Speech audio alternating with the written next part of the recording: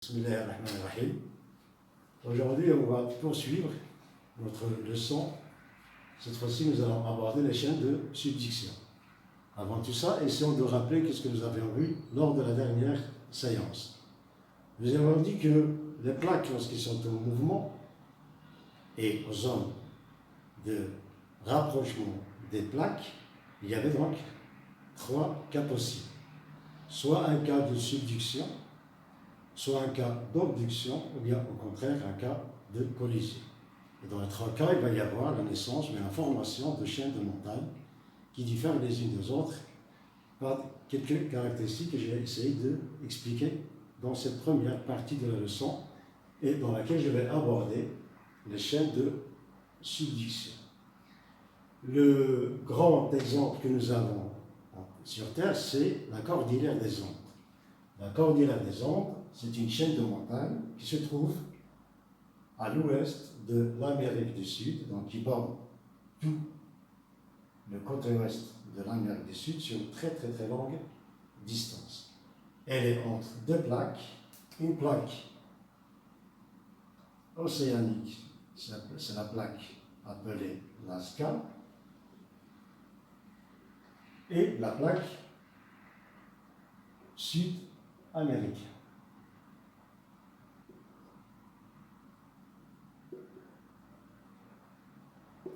Bien. Alors, la plaque Nazca, elle se déplace dans ce sens. Et la plaque sud-américaine, elle se déplace dans ce sens. Donc, elles vont se rencontrer, elles vont donc converger l'une vers l'autre. Dans cette zone, il y a plusieurs caractéristiques, il y a des indices dont je vous ai parlé. Le premier indice, c'est l'existence d'une fosse océanique le long de la zone de rapprochement entre les deux plaques. Alors, ce qu'on a représenté ici, là, c'est une fosse océanique. La présence d'une telle fosse, c'est l'un des indices pour différencier les zones de subduction. Bien, dans la même zone, c'est une zone de forte sismicité, ça veut dire qu'il y a beaucoup de séismes. Alors là, on a essayé de chercher la profondeur des foyers sismiques.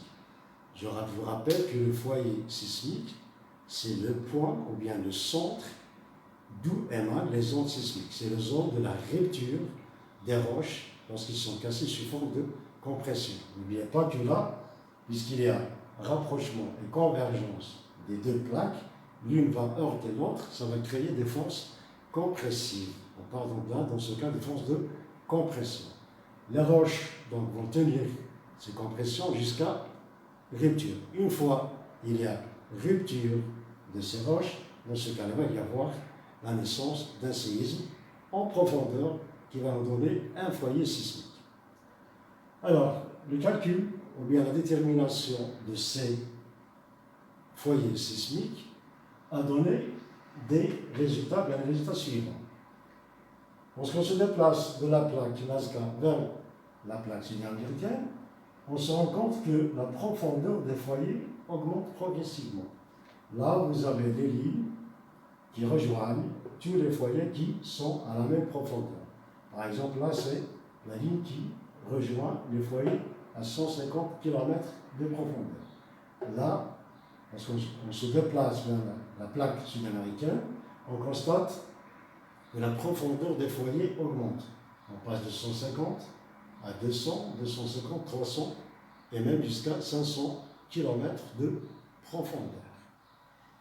Cette petite observation a conduit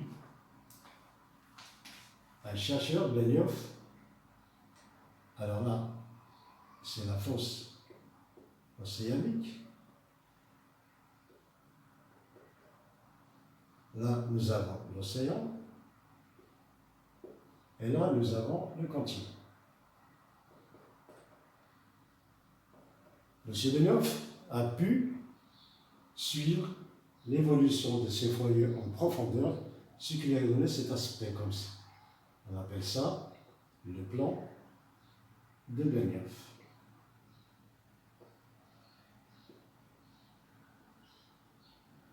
comme vous constatez là, la répartition des foyers sismiques, alors, elle prend une allure inclinée, comme ça. Et plus on se rapproche du continent, plus les foyers deviennent de plus en plus profonds. Alors, observez bien là que c'est incliné. Alors, cette inclinaison, ce n'est pas le fait du hasard.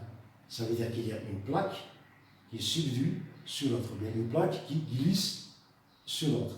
Et puisque là, on passe de l'océan vers le continent, et on voit que les foyers deviennent de plus en plus profonds selon un plan incliné vers le continent, ça veut dire que c'est la plaque océanique qui subduit sur la partie continentale de l'autre plaque. Et ceci, c'est un très bon indice qui indique bien qu'il s'agit d'une zone de subduction. En l'occurrence, les chaînes qui vont se former dans cette région seront des chaînes de subduction. Donc, après le premier indice qui était les fosses océaniques, nous avons un deuxième indice, c'est la forte sismicité de la région de subduction et la répartition des foyers sismiques selon un plan incliné que l'on appelle le plan de Benioff. Tout ça, ça va donner des indices en faveur de la formation des chaînes de subduction. Abordons maintenant un autre indice plus important. C'est la variation du gradient géothermique. Alors, tout le monde connaît que plus on s'enfonce au centre de la Terre, plus c'est profond, plus la température augmente. Ça, c'est clair.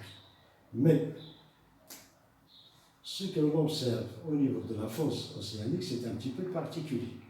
Si je prends par exemple cette ligne-là en rouge, où c'est écrit là 800 degrés. Là, ça s'appelle un isotherme de 800 degrés. Ça veut dire que tous les points par lesquels passe ce trait, bien cette courbe, ils sont à 800 degrés. Alors là, on observe que c'est proche de la surface. Là aussi, c'est proche, mais au niveau de la fosse, la courbe s'enfonce un petit peu. La même remarque a été faite pour les 1200, les 1500, ainsi de suite. Donc on observe que les courbes, les isothermes, au niveau de la fosse, la température, ils s'enfoncent en bas selon un plan incliné aussi. Alors, qu'est-ce que ça veut dire là? Ça veut dire que si j'ai un point ici, en fait, son voisin qui est là a une température supérieure. Ça veut dire qu'au niveau de la fosse, juste en dessous de la fosse, la température est plus faible. Ça veut dire qu'il y a un matériel plus froid ici. Et ça suggère qu'effectivement, qu'il y a donc un glissement d'une plaque océanique froide sous une plaque continentale. On appelle ça une anomalie thermique. Et cette anomalie thermique, c'est un autre indice en faveur de la formation des chaînes de subduction. Il reste à savoir aussi qu'au niveau de ces chaînes de subduction, il y a beaucoup de volcans. Donc c'est une zone volcanique, ou bien d'intensité volcanique très importante. Et ces volcans, ce sont de type explosif. Et la roche formée au niveau de ces volcans est de type andésitique. Donc roche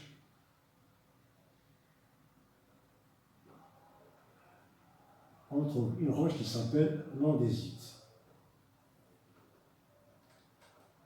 Alors l'andésite, c'est une roche volcanique à structure microlithique, ça veut dire formée par des phénocristaux, des microcristaux et une pâte vitreuse. Donc, en résumant, dans une zone de subduction, nous allons trouver beaucoup de séismes, beaucoup de volcans par lesquels sort un magma qui va donner une roche volcanique particulière, l'andésite. Nous allons trouver que les foyers sismiques se répartissent de plus en plus profondément lorsqu'on s'éloigne de l'océan vers les continents, et ça en dessous de la fosse océanique. Nous allons avoir une anomalie thermique, ça veut dire que les courbes isothermes changent d'allure lorsqu'ils passent sur la fosse océanique, ça veut dire que cette région est plus froide que les points juste à côté. Tout ça signifie qu'il y a glissement d'une plaque océanique sous une autre plaque continentale. N'oubliez pas que nous avions déjà dit que la plaque océanique est une plaque dense, alors que la plaque continentale, elle est moins dense. Ce qui fait que lorsque les deux plaques se entrent en convergence, la plaque la plus dense, ça veut dire la plaque océanique, va s'enfoncer sur la plaque la moins dense, qui est la plaque continentale. Et ce glissement, cette subduction, va entraîner la formation d'un magma qui va, par la suite, sortir à l'extérieur par des volcans, s'il s'agit bien, s'il trouve des fissures par lesquelles il va s'échapper et arriver à la surface, ou bien il va se former en profondeur, il va se solidifier en profondeur pour donner ce qu'on appelle des plutons. Donc, les plutons sont aussi des indices qui montrent qu'il s'agit de chaînes de subduction. Alors, puisque les plutons et les andésites proviennent d'un magma, du même magma, alors la question qui se pose, c'est où et comment se forme ce magma et à partir de quelle roche va se former ce magma.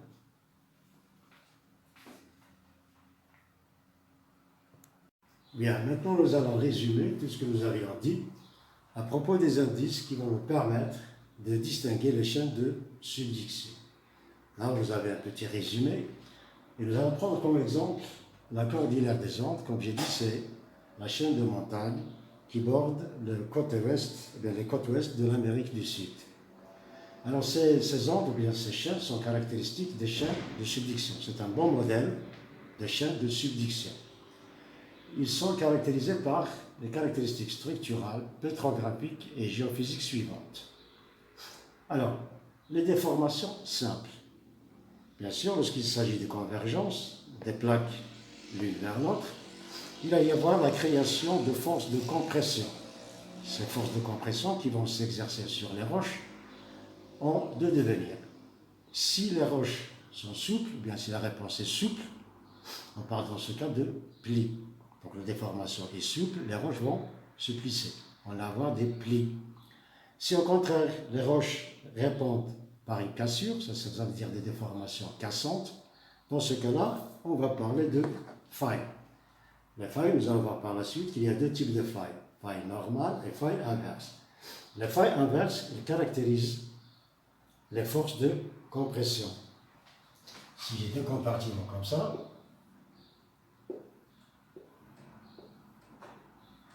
il va y avoir donc une faille, c'est une fracture, c'est une cassure des roches suivie par un mouvement relatif des blocs cassés.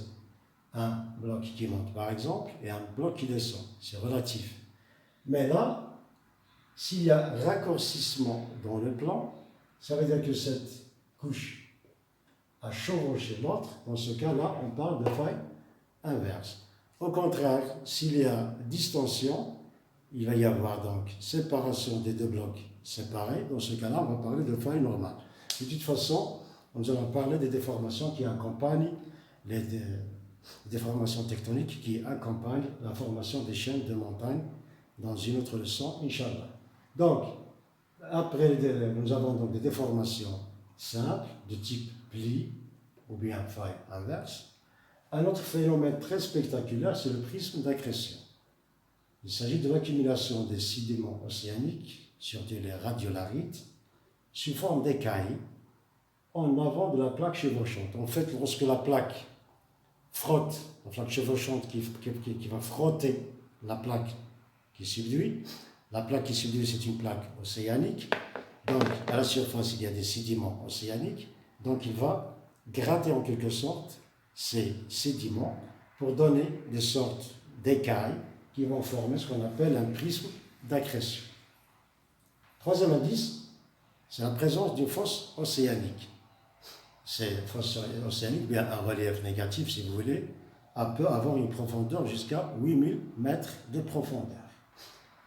Là, les chaînes de subduction se caractérisent aussi par la présence de roches magmatiques.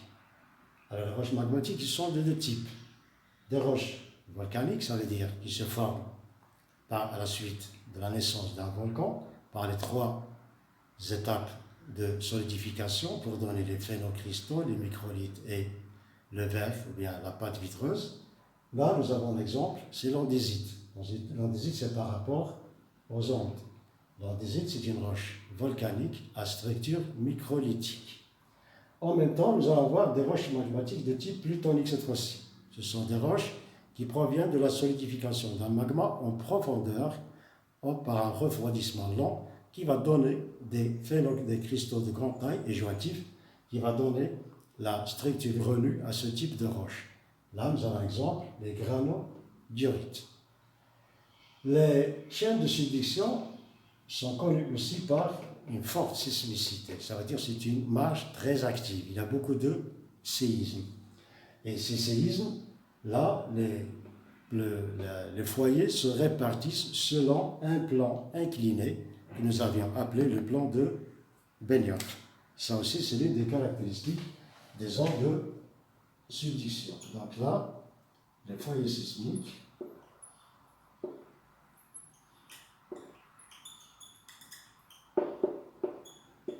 sont répartis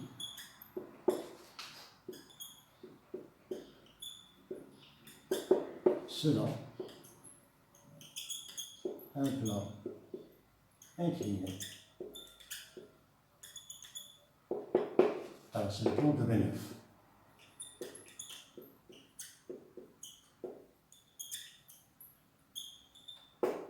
Et bien sûr, l'inclinaison, c'est vers le continent, de l'océan vers le continent. Donc, c'est déjà écrit là, donc c'est la répartition des foyers sismiques selon un plan incliné, c'est le plan de Benioff. Nous avons un volcanisme de type explosif. Ce sont ces volcans qui vont donner la formation de l'andésite. Et enfin, il y a cette anomalie thermique, les isothermes qui vont s'abaisser sur la fosse océanique. Donc, en bref, la subduction, donc, c'est lorsque une plante océanique va plonger sous une plaque continentale. La plaque océanique, nous avions dit, c'est une plaque dense. Donc, elle va plonger sous la plaque moins dense qui est le continent, donc le morceau continental d'une autre plaque. Ce glissement, cette subduction va entraîner, ou bien va être à l'origine de tout ça. Et ça, ce sont donc les indices qui vont nous permettre de distinguer les zones de subduction et en l'occurrence les chaînes de montagne de subduction. La prochaine fois, dans la leçon suivante, Inch'Allah, dans la prochaine vidéo, je vais vous parler de la formation de ces roches magmatiques, l'origine de ces roches et leur mode de formation. Pour l'instant, je vais vous laisser ce petit résumé. Apprenez-le bien, ça va vous permettre de distinguer les chaînes de subduction. Et lors des examens, on ne va pas vous demander tout ça, on va vous demander un ou deux de ces indices qui vont vous permettre de dire qu'il s'agit d'une zone de subduction, d'une chaîne de subduction, ou bien au contraire, d'une chaîne d'obduction, ou bien d'une chaîne de collision. Pour l'instant, je vais commencer par les chaînes de subduction. Dans les prochaines vidéos, Inch'Allah, je vais parler des chaînes d'obduction, et je vais suivre le même plan, et les chaînes de collision, toujours en suivant le même plan. J'insiste sur les indices qui vont nous permettre de distinguer ces zones, ou bien ces chaînes, les unes des autres. Bien. Si vous avez des questions, si vous avez des suggestions, n'hésitez pas à les laisser en commentaire. À bientôt.